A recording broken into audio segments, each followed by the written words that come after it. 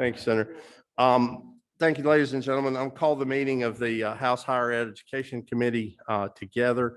We are to order and together. Thanks for being here. Those that can, thank you for those joining online. I do not have my computer with me today, so I'm going to lean on Miss George for the members and the speakers online. We have two items on which we have available for us to take action. The first, we're going to hear from the author. No changes to Senate Resolution 154. Senator, do you have any additional information you want to offer us? Let me find a place to turn you on here. Wireless mic. Yes, there you go.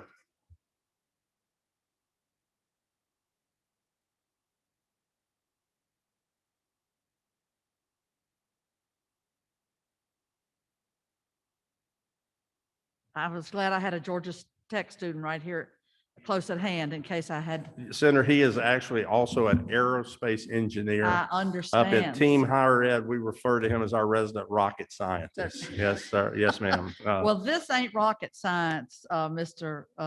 Chairman. This Senate Resolution 154, I would just add a couple of things. This is the Joint Study Committee for Strengthening Georgia's Future Workforce, and appreciate the attention and time that the committee gave the bill in the earlier hearing.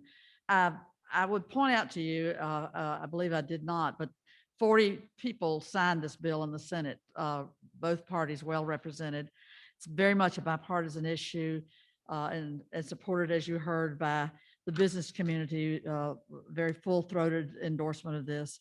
And we would hope a best case scenario with our 10 members of the legislature and 7 other appointees on the committee that we're going to move Georgia closer to meeting our workforce needs through means scholarship program that meets the needs of needy students, as opposed to merit-based. It would be needs-based, and that's quite a job to sort out what that would look like and where the revenues would come from, and that's the task that with passage of SR 154, we would set ourselves on a path to do that.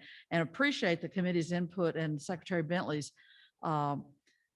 strong message of inclusion of the HBCU leadership and community, looking at the estimable contributions and the fact that we have more HBCUs in Georgia than any other state in the union. And that's going to be thank you for that great input. If you have any questions, I'm happy to respond, and otherwise I'd ask for the committee's favorable support, Mr. Chair. Thank you. I don't see any questions. Let me do mention to the committee, we're going to do, as we did our last meeting, we're going to hear from all the bills and we'll come back and vote them all after we hear them. And we're going to do that. Senator, if you could, you may wait with us. I think you're probably going to get favorable reaction to your measure, but you're welcome to wait with us. But if you depart, please let your colleagues in the Senate know that we're moving along with the business of Georgians over here. And we hope any bumps in the road that might have seemed evident by their immediate abrupt adjournment this afternoon, we hope we'll move back online starting Monday. That's and get that on as this committee continues to work with our Senate colleagues to get about the business of Georgia. So we'll, if there are questions about the item, we'll take those now. Otherwise, we'll come back and vote all the measures together. That'll give the folks online the opportunity to be here for all the votes. I see no questions, Senator. The next item we have is Senate Bill 107. Note that, as I mentioned, Senator Strickland, thanks for being here. As I mentioned, there was an update that we needed, and that should be in your packet, LC 490520. Let me get to the right page. That is on, it's on page 7. It's on line something 7 and something 8. My copies are cutting off the line numbers, but it's paragraph 6 is the new language. What we were trying to do there in the earlier version, we were referring to HOPE eligibility for the students, and that we had to be careful with that because that would that would have inadvertently omitted folks that graduated from, that were in the foster system, but graduated from a high school outside Georgia. So this is belt and suspenders to require the participants to be a U.S. citizen or a permanent resident alien that meets the definition of a non-citizen. Senator, with that, do you have anything further for us on the No, sir, I item? just appreciate y'all's work on the bill. That's why we have this process. Thank you for helping make the bill better. Yes, sir. And I think, again, Senator, I would agree with you that, and draw the committee's attention to the last page of the bill, right before section 3. Again, I'm missing a part of the line numbers there. I see it as something 3 and something 4.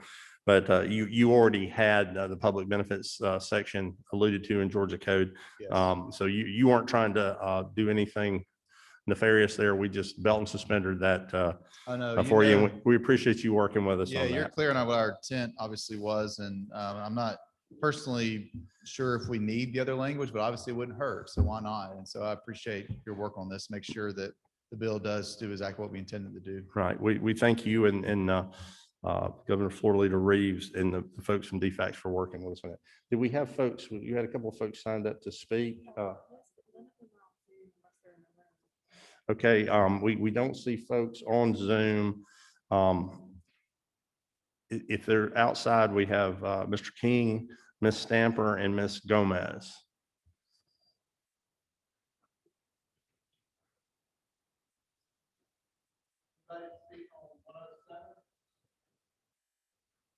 If not, I have spoken to the 2 of the 3, and staff has spoken to the third. Their concern was about the availability of this to folks that were not documented. Again, we have spoken to that today, so we're going to move forward if we don't see them.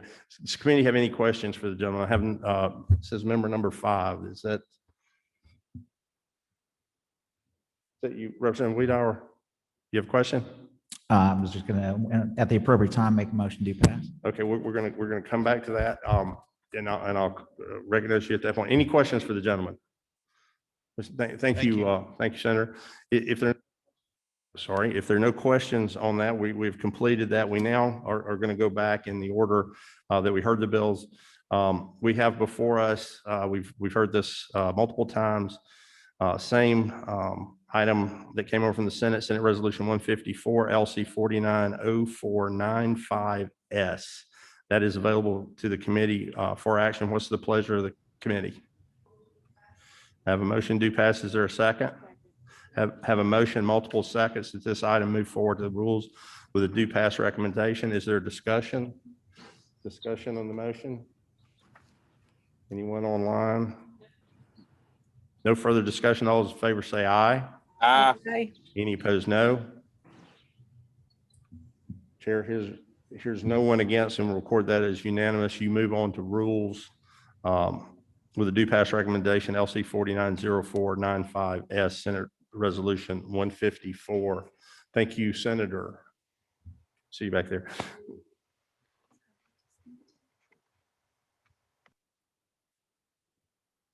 You good? We now have before us substitute to Senate Bill 107 LC 490520S. Representative Wiedauer. Make motion to pass. Have a motion do pass. Is there a second? Have a motion and a second to this item do pass on the rules. Is there discussion? Discussion on the motion? Yes, ma'am. Discussion. Here online, we're good. Hearing no further discussion, all those in favor say aye. Aye. Any opposed, no.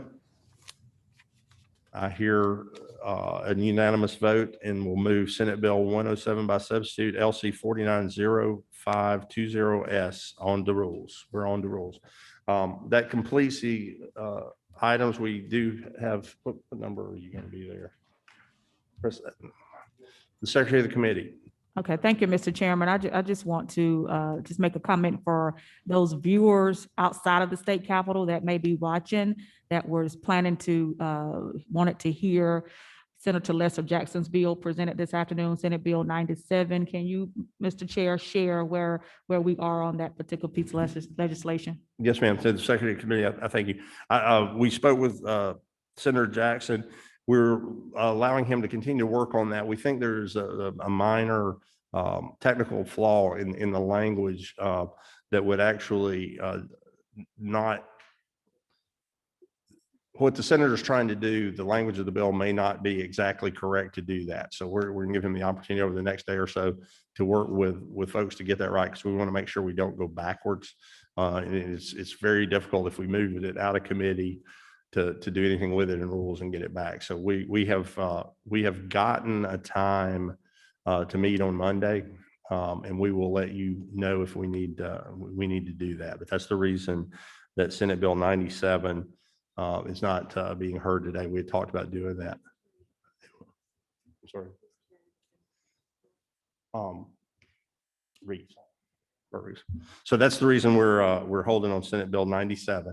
We do have a couple other measures that we will work on next week. And so I'd ask the committee to stay in tune to your email, and we'll get notices out as we're continuing to work on those items and get them ready if they're ready to go this year. Thank you, Mr. Chairman. Thank you. No further business before the committee. Will stand adjourned without objection. Without objection, we're adjourned.